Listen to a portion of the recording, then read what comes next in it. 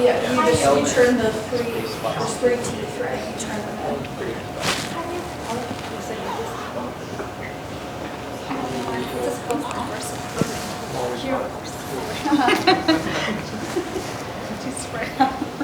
Oh, yeah.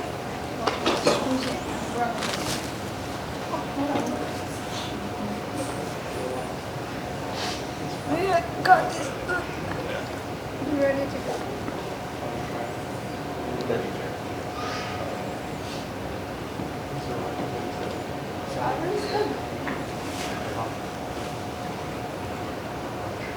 Is he coming tonight?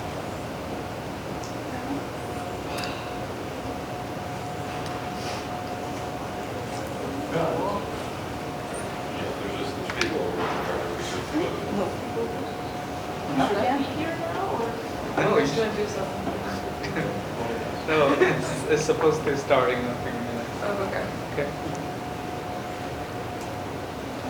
Yeah, it's surprisingly quiet.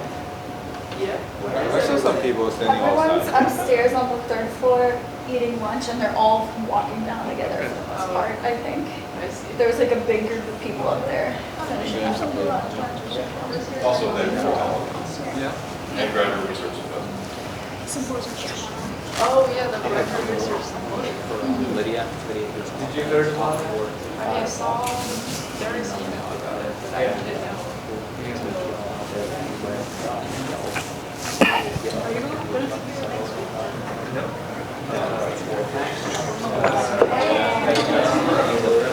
Okay, I was so going you to ask can- you if you were putting on a post for the meeting with speaker.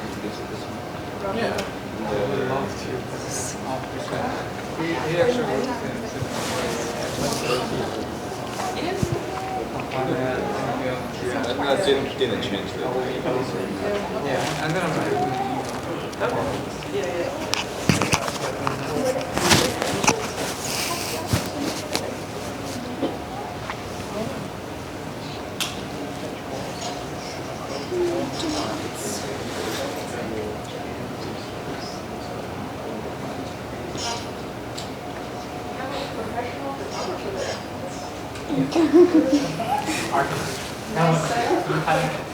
Our professional. Among the tradition, we take the video. Oh, that's nice. That's Then that's really they can come back and watch the game. yeah. Yeah. It's also a good way for the future students to learn what has been studied. Yeah. We document every single thesis, post it on the group website. So you can see every single student. Is it available? I know, that's what That's why we have to take a look. That's Yeah. cool. Yeah. That's awesome. How many members do you have? I know Dr. Patton's tied up right now, but Morgan and Dr. Narjanko. Okay. Yesterday I mixed with them in the workshop. Yeah.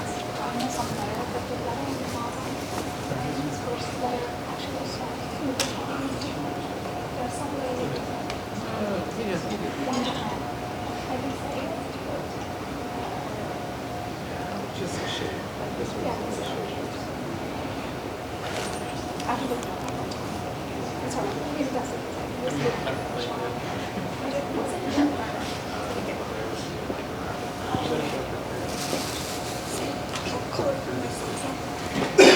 Okay, I guess we can get started. It's 1 p.m. now.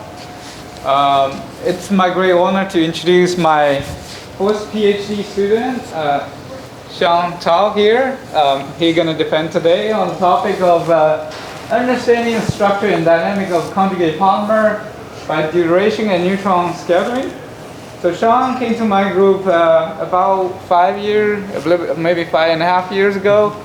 And he came in, and his background is more in the polymer engineering. I recruited him to my group, and back then we have a lot of work on polymer physics, looking at the deformability, wearable stuff. But Sean wanted to do something more challenging. And we had the opportunity to collaborate with Oak Ridge National Lab back then. So he said, I want to do this. Because I kind of painted the picture, the nice instrument in the Oak Ridge state of art. And he said, This is the one I want to do it. So he was in Oak Ridge about 4 years. That's right. 4 years. Yeah. Unfortunately, 3 of those years was in pandemic. So the lab closed down for about 1.5 years. He only got to have fun for the other 1.5 years in the lab. But despite those short time, he started a new research direction in our group, which is using neutron scattering to characterize the material. And you will hear about it today, using how we can measure structure and dynamics using neutrons. And his work catalyzed a lot of new direction. Right now, we have a couple students working on this direction, as well as a new DOE founded early career award. All credit to this bright gentleman here. And his research has resulted in APS award, excellent in graduate research. So this is an award that maybe won. Every year there's about 10 graduate students in all the polymer physics community. And I'm really proud of he was able to be a finalist presented in this APS society this year. So with that, you can see Sean is prolific in understanding structure and dynamic in neutrons. So without too much delay, I want to hear about his work together with everyone else. Welcome, Sean. Okay. Yeah, thank you very much, Dr. for your introduction. So, yeah, good afternoon, everyone. Welcome to my defense, focusing on understanding the structure and dynamics of cutting-edge polymers by deuteration and neutron scattering. Semiconducting cutting-edge polymers has been widely used for flexible electronics like OFED and OPV due to the unique advantages of this type of material, such as lightweight, solution processability, mechanical flexibility, and highly tunable optoelectronic properties. Especially their low cost and high throughput roll-to-roll protection make this type of devices very promising for commercialization. However, the current roadblock is the challenge to retrieve both high device performance and long device stability. So to tackle this challenge, a lot of research efforts from polymer design, material processing, morphology control, and then the tool and the final device properties. So as you can see, there are so many processing parameters over there. So it is still a great challenge to precisely control the morphology and then the properties. Especially, I would say, the current standing on the basic relationship between molecular structure and chain conformation and then chain dynamics is still less well understood. Let's take a close look at the molecular structure of this type of material. You can see, yeah, it is highly heterogeneous. It has a long, flexible side chain for solubility, solution processing, and also a very rigid conjugated backbone for optoelectronic function. So such heterogeneous structure first induces a challenge for us to precisely understand the backbone chain conformation. As you can see, the conjugated polymers is a bottle-brass type of material. So the current understanding focuses on the whole polymer chain shape. However, it is questionable if the backbone is the same shape as the whole polymer chain. Also, the dynamics of the conjugated polymer is also heterogeneous. Yeah, I like to show this salt carton by MD simulation. As you can see, yeah, the side chain moves faster than the backbone.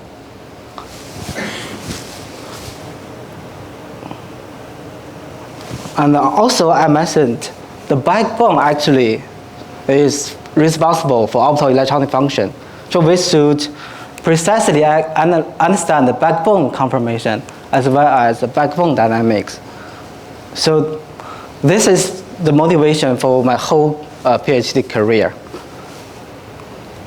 And based on several simulation works, people already found the potential importance of chain conformation and their optoelectronic function properties. As you can see, based on simulation, the charge carrier diffusion coefficient is correlated to the charge carrier mobility increase with chain rigidity, which is quantified by the persistence length. Within the persistence length, the polymer chain could view as a rigid rod. And you could understand the charge carrier could travel for a longer distance along the backbone for a more rigid polymer chain. So also, recently, the high optical absorption could be potentially explained by the high chain rigidity of this type of material. So this work highlights the importance of chain conformation so that more systematic study, especially experimental studies, is needed to be done to understand the chain conformation, especially I mentioned the backbone conformation. So that today I will focus on 3 projects. In the first one, we try to measure the naked backbone conformation of conjugated polymers. And in the second project, we try to understand what is the relationship between molecular structure and chain conformation, and then optoelectronic properties. And in the third project, we try to focus on the backbone dynamics and to see how the backbone dynamics will influence the optoelectronic properties. So the main question in the first project is that will the backbone shape the same as the whole polymer chain for a bottle brass-like polymer, like conjugated polymers? Okay, so this answer to this question basically will depend on the polymer chain shape. I would say for flexible polymer chain shape, the existence of long alkyl side chain will hinder our precise understanding of the backbone. However, for more rigid rod-like polymers, maybe the backbone shape and the whole polymer shape should be the same. So to verify this hypothesis, we choose 2 types of material. The first type of material is relatively flexible polymers, polysilicon materials. And the current results already indicate their persistence length only have like 3 or 1.6 nanometer. The second type of material is DBP type of material. And this type of material is much more rigid with much higher persistence length. And then the challenge is that how could we measure the naked backbone conformation? Okay, so the answer I would say is like contrast matching in neutron scattering. This technique has been used to characterize the complex structure of biomaterials, such as the complex between protein and DNA, as you could see indicated by the green and black color. So if you could match the protein by tune the scattering length density of the solvent the same as the protein, you could match the protein and measure the structure of the DNA. And also, if you match the DNA, you could characterize the structure of protein. So this is the case for protein and DNA complex because they have different chemical structure to allow this contrast matching. However, for a conjugate polymer, the chemical structure of backbone and side chain is pretty similar. So how could we manipulate the contrast for this type of system? The answer is deuterium labeling. Okay, if you have a complex system with same type of material like protein-protein complex, if you selectively deuterate one of the part, and then you could create a contrast and then differentiate the structure between them. And this technique actually benefits from the large difference in neutron scattering length density between deuterium and hydrogen. And we further calculate our polymer system. So if we selectively deuterate the alkyl side chain, what is the effect? You can see the scattering length density increase from -0.6 to about 8.8, so that we could create a significant contrast between side chain and backbone to differentiate them. And we also further calculate the contrast between each part under the different contrast conditions. as you could see from the calculation, we could achieve exactly backbone matching at this point. However, we couldn't achieve exactly side chain matching and to measure naked backbone conformation. Really bad news. So how to deal with this challenge?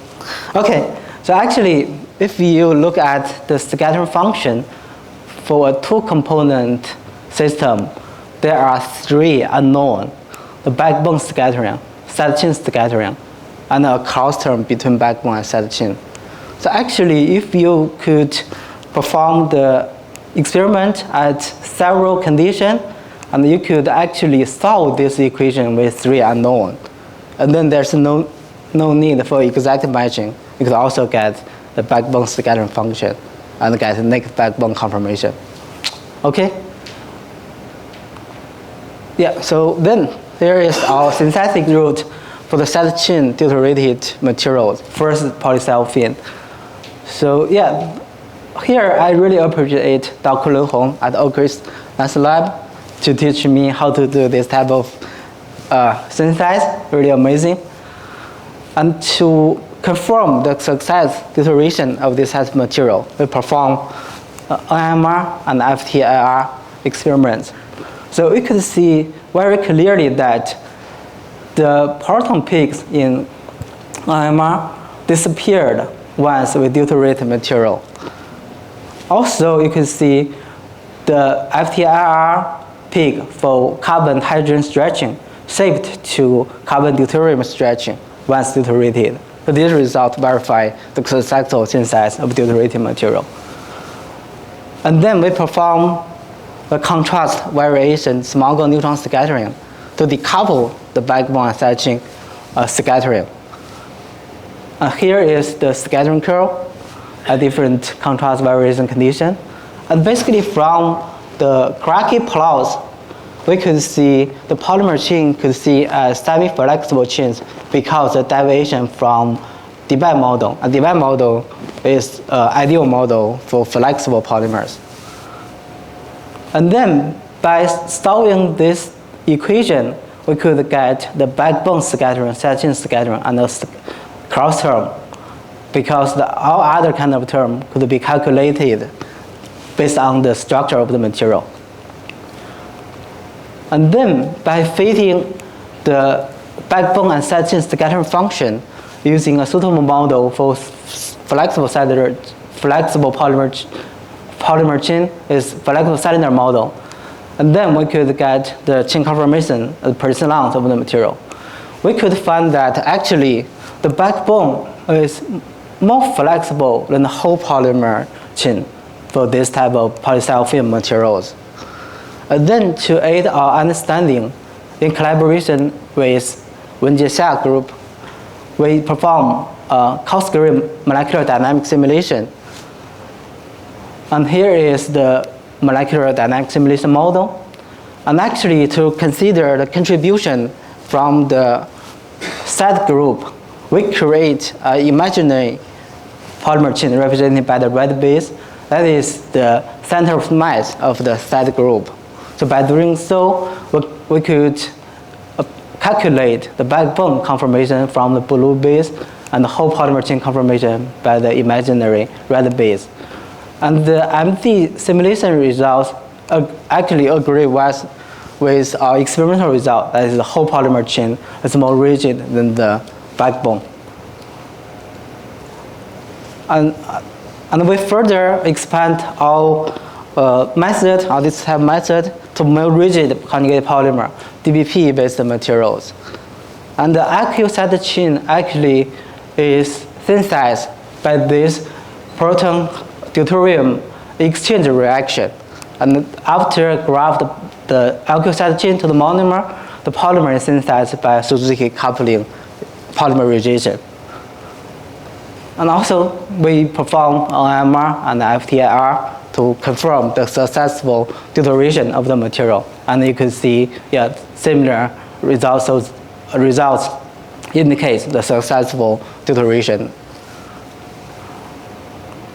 And then, yeah, we perform contrast variation small angle neutron scattering to decouple the backbone and the side chain scattering, and then fitting the scattering function to get chain confirmation information. So that this result kind of is different because here the backbone and side chain is basically similar for DBP type materials. And you can notice the personnel for DBP is much higher than the polysilicon materials. So to further understanding this, we also perform the MD simulation.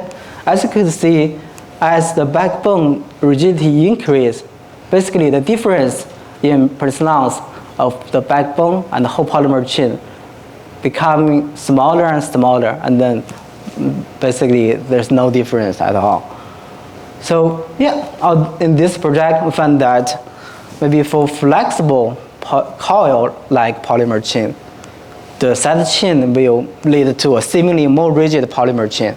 However, for more rigid and even rigid rod-like polymer material, there's no need to worry the effect of the side chain on the understanding of the chain confirmation. Yeah, in our second project, we try to correlate the molecular structure to chain confirmation and then optoelectronic properties. So here we integrated both experimental result method like scattering and the spectroscopy, and also computational method and MD simulation and DFT calculation to aid our understanding. So the main factor that will control the polymer chain conformation, I would say, is the backbone linearity and the backbone planarity, which could be defined by the deflection angle and the dihedral angle. I will give you several good examples to show this idea. So first, so if you have a 5-member ring, like self-filled ring in the backbone, due to the non-zero deflection angle, then the polymer chain will be relatively flexible. You see, the persistence for polysilicon only like 3 nanometers. And then if you have like 6-member ring in the backbone, the deflection angle is 0, then the polymer chain is much more rigid, as indicated by the persistence. And also, if you have a fused polymer ring in the backbone which hinder the rotation and is relatively linear, then the chain conformation become even more rigid. So besides the backbone, the side chain could also influence the chain conformation by induce steric hindrance effect.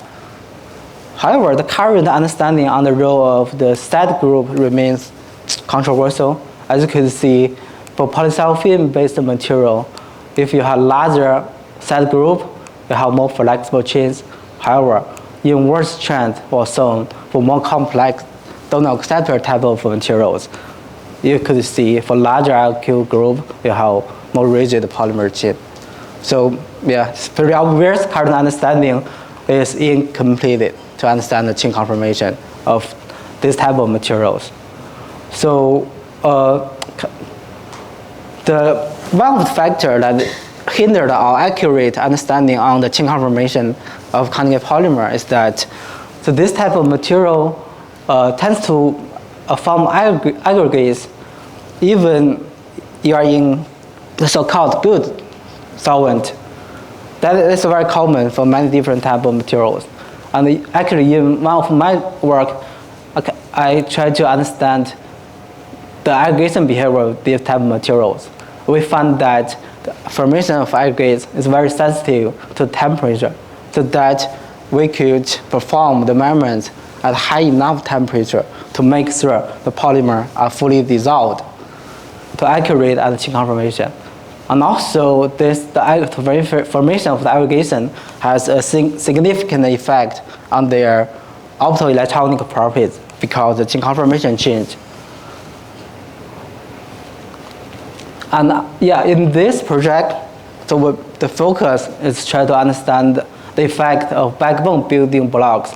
And to be specific, is the number of self-filled rings in the backbone, the effect on both DBP and NDI materials. These are two types of high performance materials.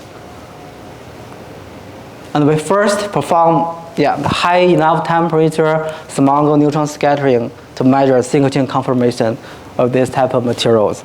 So by fitting the scattering curve using this flexible standard model, we find that with the increasing number of self-filled rings, the polymer chain become more flexible, both for DBP and NDI materials.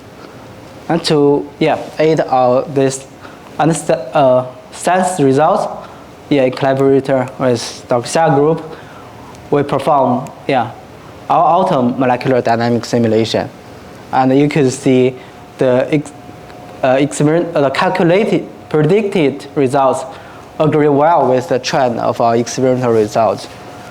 And by analyzing the diagonal angle distribution centered on the self-filled rings, we actually found that the decreased personnel could be explained by increased cis population with increasing number of self-filled rings.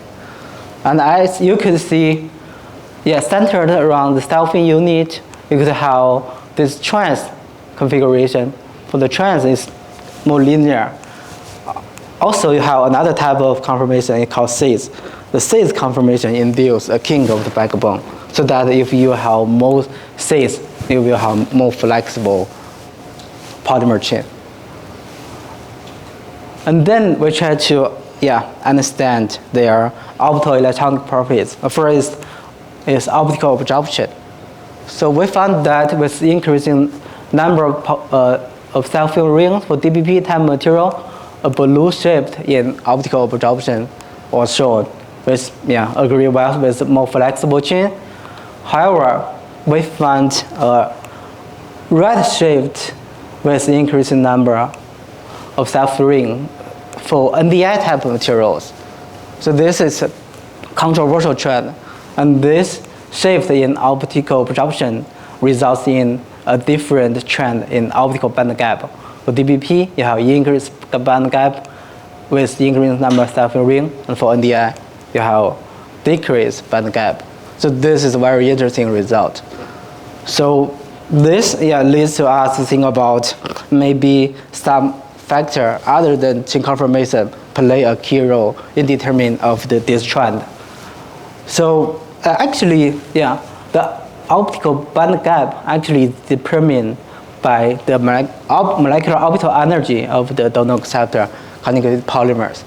As you can see, after copolymerization, the LUMO and the HOMO of the both donor acceptor unit will combine and generate new bands and new energy level. So this kind of energy alignment of this two type unit and will determine the optical band gap. So here is our results on first the NDI materials. So we calculate the HOMO, LUMO, and the band gap for this type of materials. So we indeed find a decreased band gap with the increasing number of self-filled ring for NDI type of materials. And by further calculate the orbital for the acceptor donor unit, we actually found that the decreased band gap actually is due to the increase in HOMO energy in the polymer. And this increased HOMO energy level is due to it is a staggered type of energy alignment between NDI unit and self-filled unit. You can see from the HOMO is higher than of self-filled, and by self-filled is higher than the NDI. And with increasing number, you can see gradually increase in HOMO. And this results in increased HOMO in the polymer. So that is due to the energy alignment. And this calculation results agree well with our experimental results. And then we perform the same calculation, DFT calculation, to calculate the energy level of DBP type of materials. However, we find a different type of energy alignment. First thing we need notice is that all the HOMO for different number of self-filled rings is lower than the HOMO of DPP. So that we found in the polymer, after copolymerization, the HOMO didn't change a lot, and the increased band gap actually is due to a little bit increase in the HOMO energy. And all this type calculation agree well with our experimental results. And then the following thing is that how could we understand the increased HOMO energy? So actually, if we go back to this picture, actually the projection of the LUMO and HOMO energy is also determined by the bandwidth. Okay, if you have maybe a narrower band gap, then your LUMO will shift after a little bit. Indeed, from a calculation, we indeed found with the increased number of self-film ring, we see a narrowing in bandwidth, and this narrowing bandwidth induces higher LUMO, and this higher LUMO induces a bigger band gap. Thus, in this project, we did find the important role of self-film ring, the number of self-film ring on chain conformation. And for DPP type of material, this chain conformation could be correlated well with the optical band gap change. However, for NDI type of material, it is not the case because another factor, the energy alignment between acceptor and donor unit, play a key role in determining of the trend of their band gap. Here, comes to our third project. In the third project, we try to understand how the dynamics of the conjugate polymer will influence their optoelectronic functions. So here, previously, we already indicate the side chain moves faster than the backbone. And also, actually, from our previously primary MD simulation, we found that for different chemical building blocks in the backbone, we also see a diverse dynamics. So here is the inverse of the mean square displacement. I mean, the larger mean square displacement indicates the higher mobility of the atom. So that you can see for the DPP cow, it has lowest mobility, and the self-fin adjacent to the DPP cow has higher mobility. And another kind of self-fin ring further away from the backbone even have a higher mobility than these self-fin materials.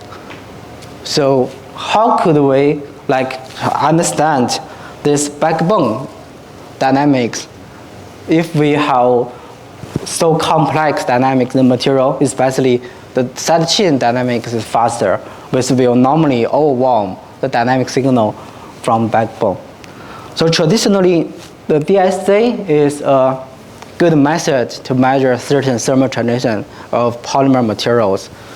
However, you can see for our conjugated polymer, especially for the rigid conjugated polymer, the signal in DSA, especially the heat capacity, is not very obvious. You even couldn't see any transition signals.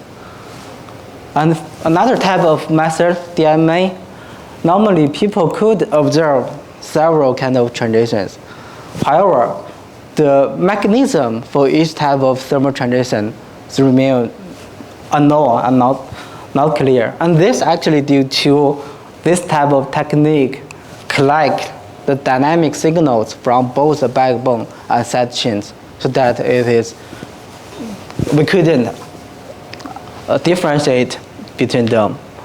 So how to decouple the backbone and side chain dynamics?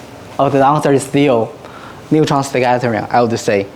So here, in the first two projects, we're already using neutron scattering to measure the chain conformation of the conjugate polymers.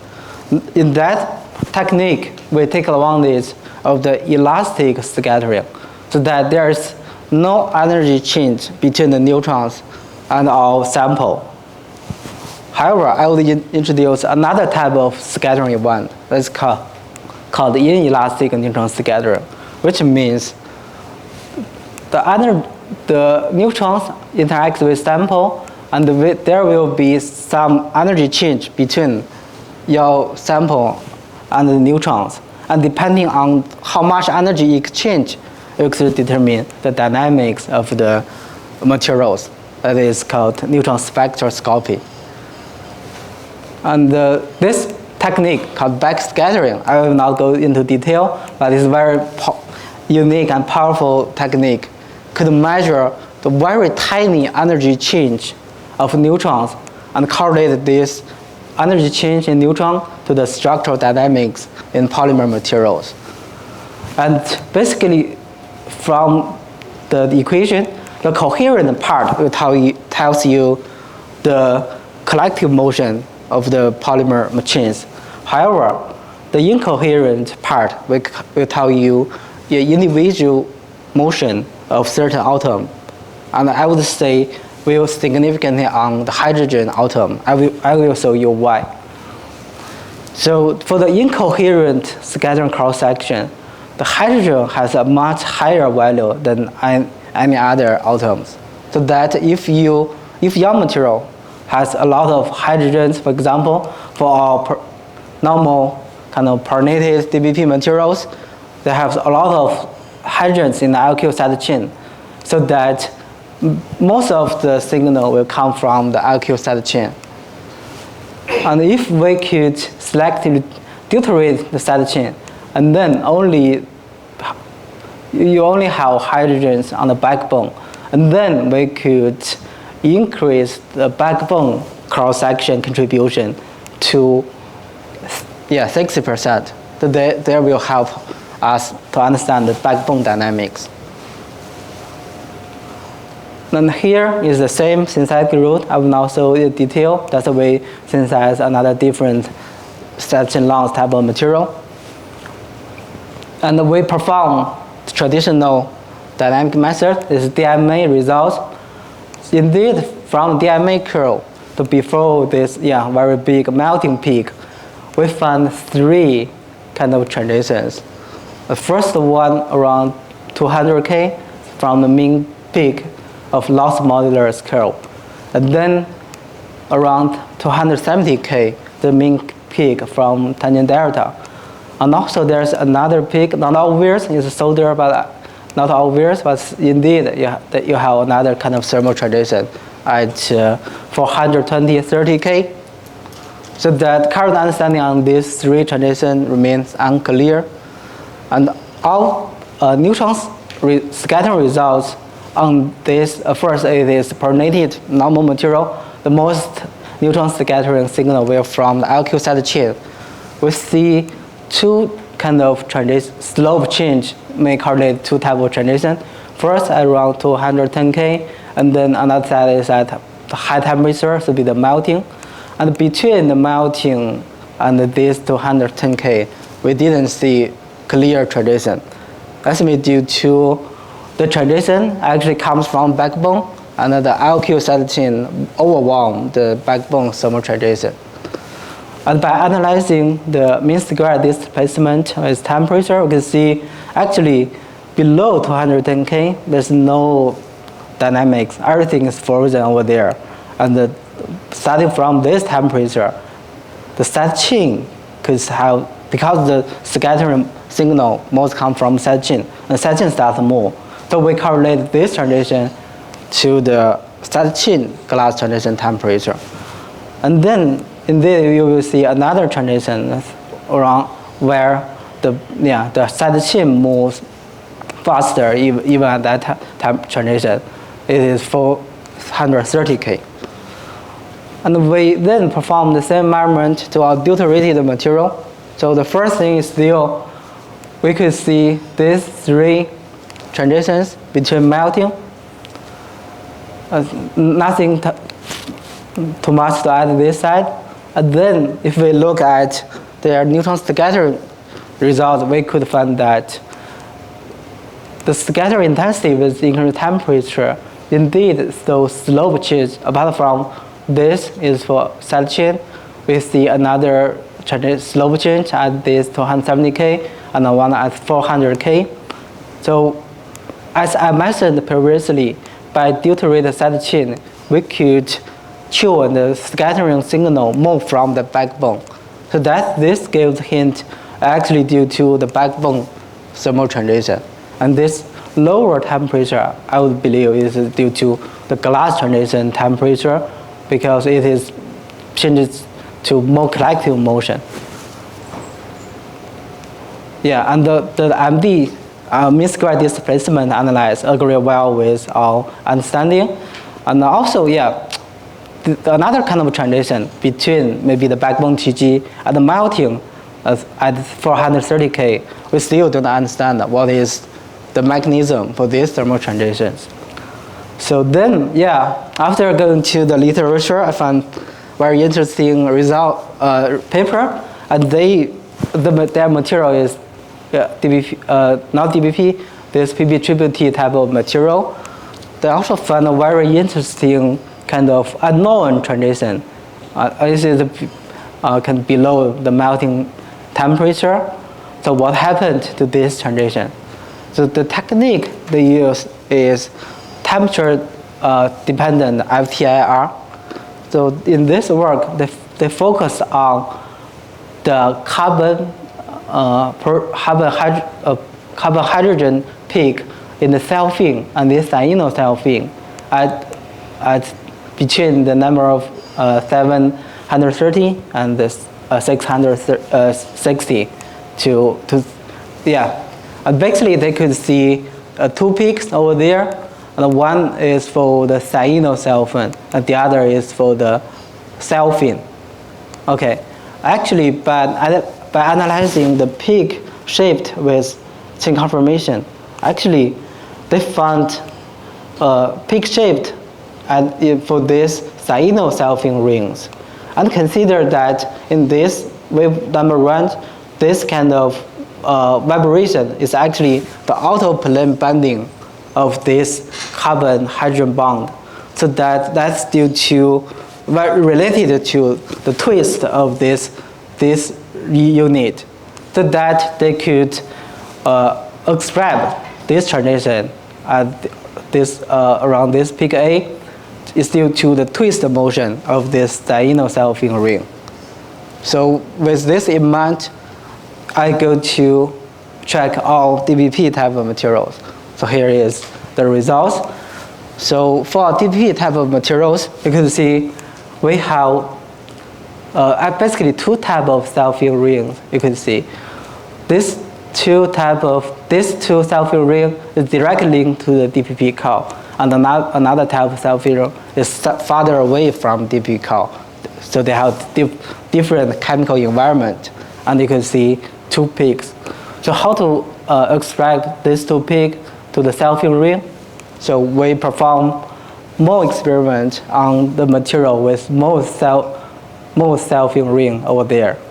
We found that with increasing number of selfing ring far away from DBP Cao, we found an increase in intensity in this around 780, and this, yeah, around 810 peak. There's no much change. So that we could ascribe actually, yeah, this 780 peak is due to the carbon hydrogen outer bending further away from the DBP Cao, and the other two is the other peak is due to the selfing ring adjacent to the DBP Cao. So after understanding the FTR peak, we also, yeah, analyze the peak position shaped with temperature. Very interestingly, we found peak position shaped for this selfing ring further away from DBP unit at this previously observed thermal transition around 430K.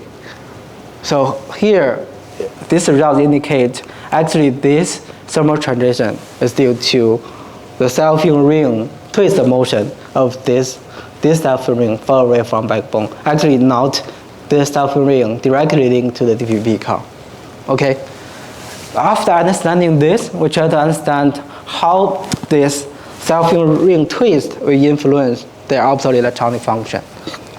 So here we perform temperature-dependent UV measurement. We could see with increasing temperature, it will be gradually shift, blue shift with increasing temperature.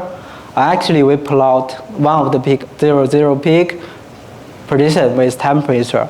We found that after this twist, backbone twist transition happened, you will see a significant blue shift. That agrees very well with the twist motion of the self-healing ring and then break the conjugation. And actually, on the morphology side, we found that before and after this twist transition, the crystal structure is still there.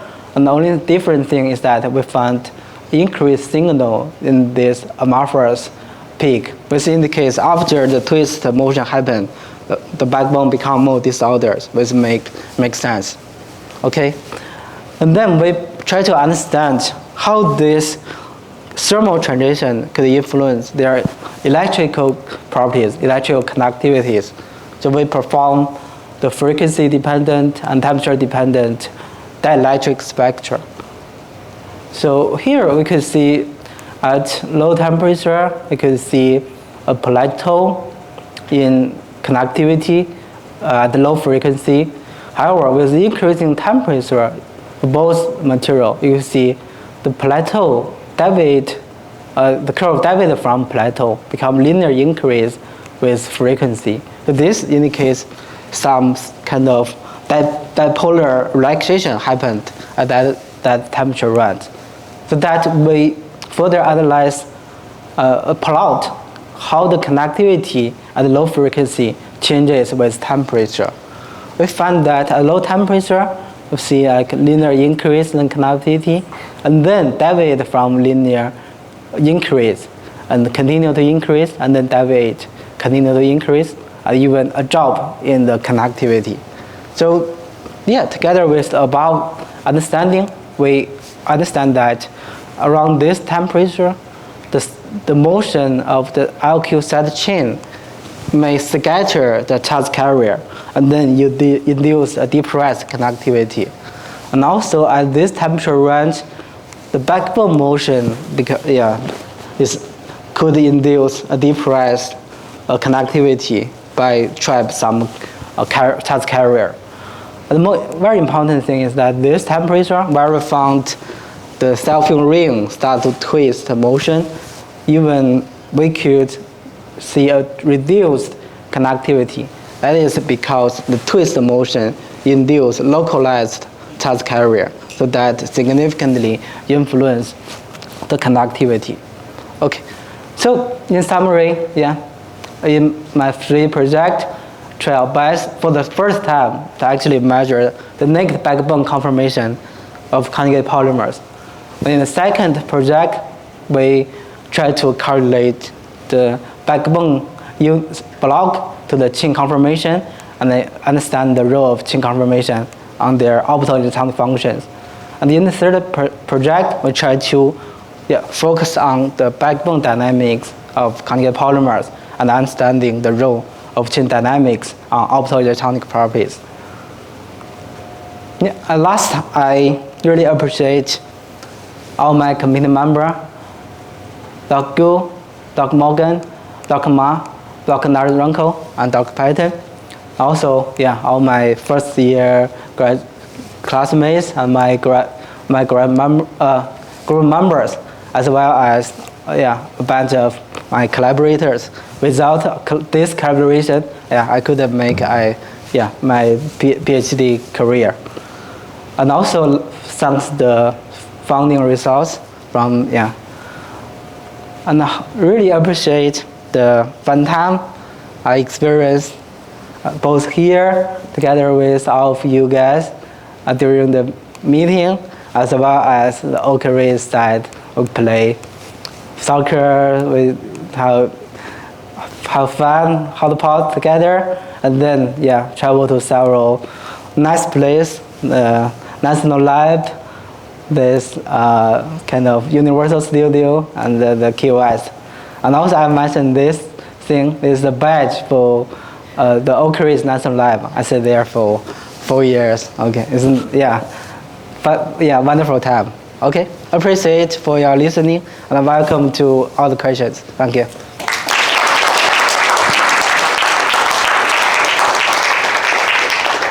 Well, we have time for a few questions. Anyone have anything you want to ask, Sean?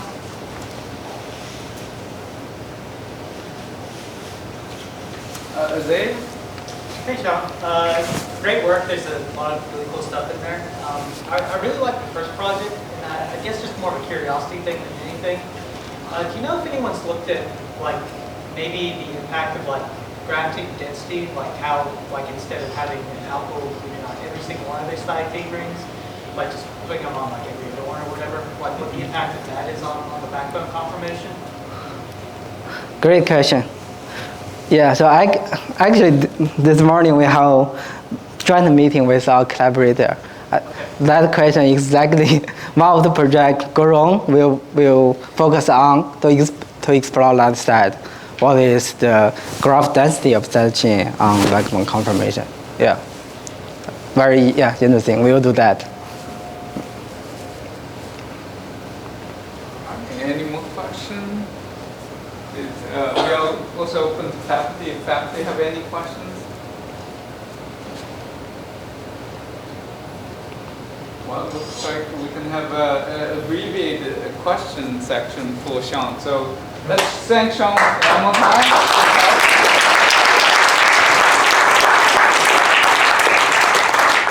All right, then we're going to have a faculty committee discussion, and thanks everybody for attending. Congratulations. Appreciate it. Thank you. Nice job, Sean. Thank you very much. Good job. Thank you very much. Good job, Sean. Thank you very much. Good job. Thank you very much. Good job. I appreciate it. Thank you. Thank you very much. job. Appreciate it. Thank you very much. Good job. Yeah, thank you. Good job. Thank you. Good job. Thank you. Good job. Thank you. Nice job. Thank you. Thank you very much. Yeah. Congratulations. Thank you very much. Yeah, thank you very much. Good job. Yeah, thank you. Congratulations. Thank you very much. Thank you very much. Congratulations. Yeah, thank you very much. Congratulations. Thank you. Congratulations. Yeah, thank you very much. Congratulations. I'll Thank bring you the very mic much. Yeah. back. See you.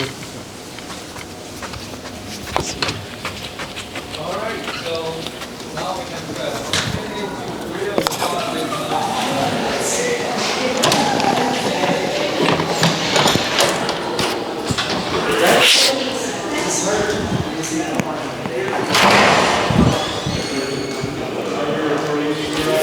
Yes. Hey, what the heck?